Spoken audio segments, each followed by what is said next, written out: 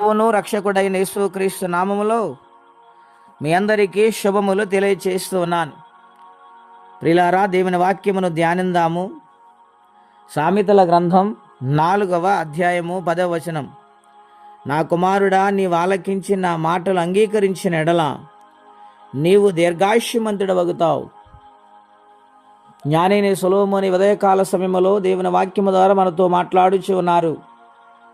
దేవుని మాటకు ఎవరైతే లోబడతారో, ఆయన మాట ఎవరైతే ఆలకిస్తారో, ఆలకించిన మాటను అంగీకరించి నడుస్తారో వారి జీవితాలు దీర్ఘాయుష్యమంతులుగా మారతాయి. వారు దీర్ఘాయుష్యమంతులు అవుతారని ఇక్కడ వ్రాయబడి ఉన్నది. ప్రియులారా,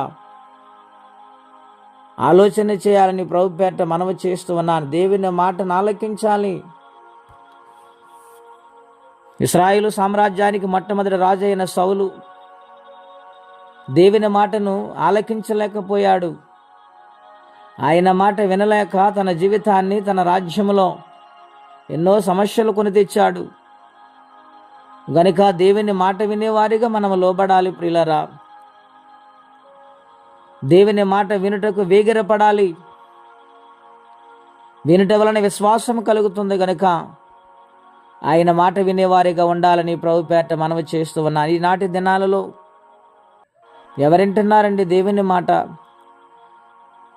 వారి జీవితాలను బట్టి, వారి యొక్క కలిగిన సమస్తాన్ని బట్టి వారి మాట ఎదుటి వాళ్ళు వినాలని ఆలోచన చేస్తున్నారు. కానీ మేము మానవులము, మాకు దేవుడున్నారు, ఆయన మాట మేము వినాలని ఆలోచన ఈ దినాలలో చాలా తక్కువగా కనపడుతూ ఉంది. గనుక దేవుని మాట ఆలకించి శ్రద్ధగా విని దీవించబడే జీవితాన్ని కలిగి ఉండాలని ప్రభు పేట మీకు మనవి చేస్తూ ఉన్నాను. అబ్రహాము దేవుని మాట ఆలకించి ముందుకు వెళ్ళాడు. గనుక ఆయన నలువైపుల విస్తరించబడ్డాడు. వాగ్దాన పుత్రుని సంపాదించుకున్నాడు. విశ్వాసులకు తండ్రిగా మారాడు. దేవునికి స్నేహితుడయ్యాడు. గనుక దేవుని మాటను ఆలకిస్తున్నామా? లూదియా దేవుని మాట ఆలకించింది గనుక హృదయం తెరవబడింది. ప్రియులారా, మార్తా మరియమ్మలు యేసుప్రభువారు వెళ్ళినప్పుడు మార్తా ఆయన దగ్గర కూర్చుని ఆయన మాట ఆలకించింది కనుక వారి కుటుంబంలో ఆశ్చర్య కార్యములు దేవుడు చేశారు. మరి మన కుటుంబం, మన బిడ్డలు దేవుని మాట వింటున్నారా? మనము దేవుని మాట వింటున్నామా? ఆలోచించండి ఒక్కసారి. ఎందుకు కష్టాలు వస్తున్నాయి? ఎందుకు విచ్ఛిన్నమైపోతున్నాయి పరిస్థితులు? ప్రతికూల పరిస్థితులు ఎందుకు మారుతున్నాయి? ఆలోచన చేయాలి. దేవుని మాట ఆలకించకపోవటం వలనే. దేవుని మాట ఆలకిస్తే శ్రేష్టమండి. అట్టి వారిగా మనం ఉండాలని ప్రభు పేరిట మనవి చేస్తే ఈ మాటలు నేను ముగిస్తూ ఉన్నాను. దేవుడు మనందరిని దీవించునుగాక. ప్రార్థన. పరిశుద్ధుడు అయిన మా తండ్రి, ఘనమైన మీ నామం కొరకై స్తోత్రములు.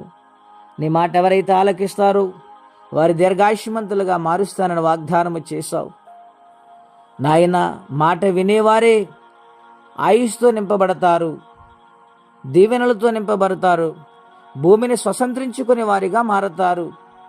నాయన, నీ మాటకు లోబడే జీవితాలు మాకు దయచేయండి ప్రభువా. నీ మాటని నిర్లక్ష్యము చేయవారిగా, వినని వారిగా మేము ఉండకూడదు ప్రభువా. నీ మాట విన నీ కొరకు బ్రతికేవారిగా, సాక్షులుగా మమ్మల్ని ఉంచండి. ఎవరి కష్టములు, బాధలు, ఇబ్బందుల్లో ఉన్నారు వారికి సహాయం పంపించమని యేసుక్రీస్తు వారి పుణ్యనామమున ప్రార్థించి వేడుచున్నాము తండ్రి. ఆమేన్. దేవుడు దీవించును గాక. ఆమేన్.